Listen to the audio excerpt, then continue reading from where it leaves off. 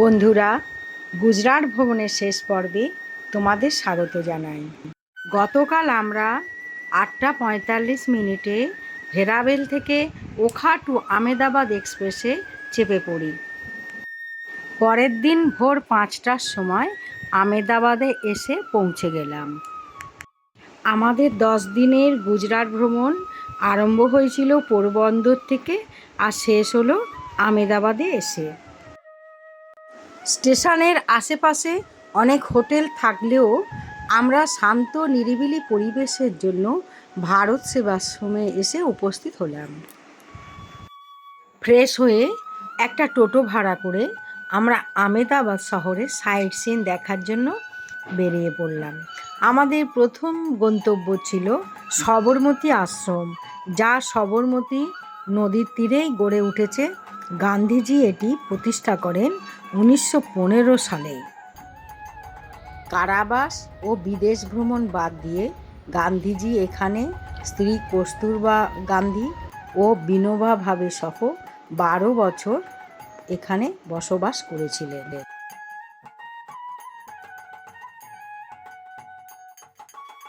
এখানে গান্ধীজির ছোট বয়স থেকে একদম বৃদ্ধ বয়স পর্যন্ত তার সারা জীবনের অনেক নমুনা, অনেক ছবি সংগৃহীত আছে।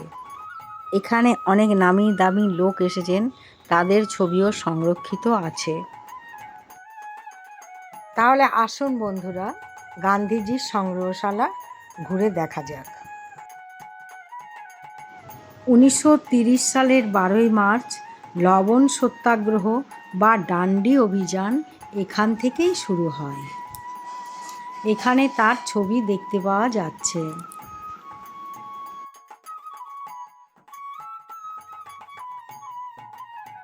সকাল 8:30 থেকে সন্ধ্যে 6:30 পর্যন্ত এই আশ্রম খোলা থাকে, কোনো প্রবেশ মূল্য নেই।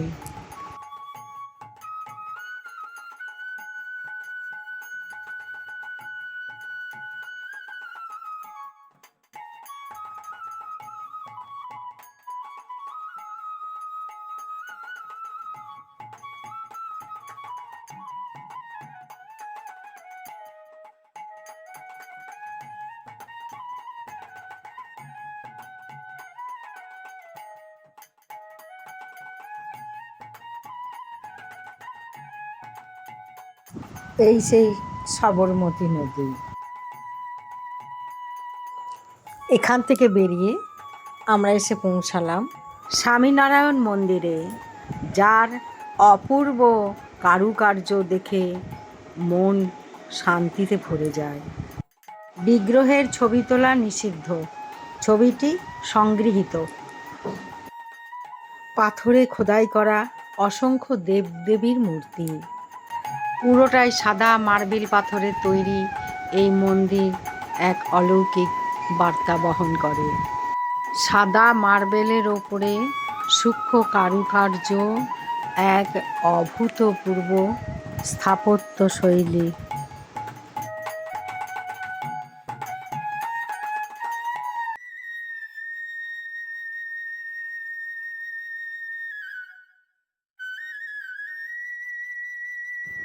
এরপর এলাম লক্ষ্মীনারায়ণ মন্দিরে। মন্দিরের এক পাশে দণ্ডায়মান বিরাট হনুমান মূর্তি, অপর পাশে রয়েছে গরুড়ের মূর্তি। মন্দিরে তখন আরতি চলছিল। আরতি দেখবার সৌভাগ্য হয়েছিল আমাদের। এখান থেকে বেরিয়ে আমরা পৌঁছে গেলাম জৈন মন্দিরে। 1848 সালে হুতে সিং এই মন্দির নির্মাণ করেন। মার্বেলের ওপরে অসামান্য কারুকার্য করা এই মন্দির দেখলে বিস্ময়ে হতবাক হতে হয়। তারপর এলাম বৈষ্ণোদেবী মন্দিরে। কাশ্মীরের বৈষ্ণোদেবীর আদলে তৈরি পাহাড়ের ওপরে এই মন্দির। মন্দিরের ভেতরে মোবাইল নিষিদ্ধ। এখান থেকে বেরিয়ে আমরা একটা রেস্টুরেন্টে ঢুকলাম কিছু খাবার জন্য। রাস্তার পাশেই এই রেস্টুরেন্ট, কিন্তু বসার ব্যবস্থা নেই, দাঁড়িয়ে দাঁড়িয়ে খেতে হচ্ছে। এখান থেকে বেরিয়ে আমরা এলাম গুজরাটের বিখ্যাত লেক কঙ্কারিয়া লেকে। এই লেক বিকেল থেকে সেজে ওঠে, চারিদিকে রঙিন আলোয় ঝলমল করে ওঠে। আর আছে টয় ট্রেন, যেটা 180 টাকায় গোটা লেকটাকে ঘুরিয়ে আনবে। আমরা এখান থেকে টিকিট কেটে নিলাম। চিড়িয়াখানা পায়ে হেঁটে দেখতে গেলে প্রায় 3 কিলোমিটার রাস্তা হবে, তাই আমরা একটা এখানে গাড়ি ভাড়া করে নিলাম 200 টাকায়। সমস্ত চিড়িয়াখানাটা আমাদের ঘুরিয়ে দেখাবে। এটা হলো পায়ে হাঁটা প্রবেশ পথ। এখান থেকে আমরা গাড়িতে ডান দিকের রাস্তায় ঢুকে গেলাম।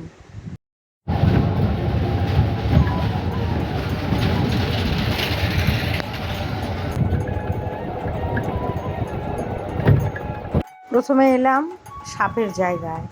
এটা একটা খুব বড় অজগর সাপ। এরপর বাঘের খাঁচা।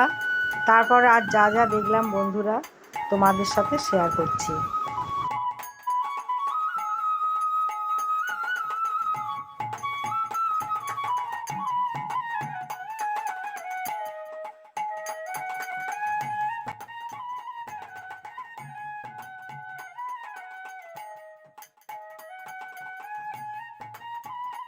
চিড়িয়াখানা দেখার থেকে গাড়িতে চারদিকটা ঘুরে গাছের ছায়ায় খুব ভালো লাগলো।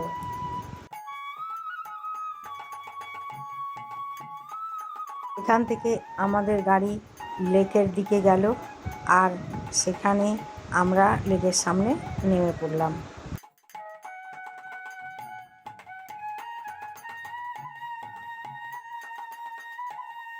এখান থেকে আমরা সবচেয়ে বড় মার্কেট রতনপুরে আসলাম শাড়ি কেনার জন্য।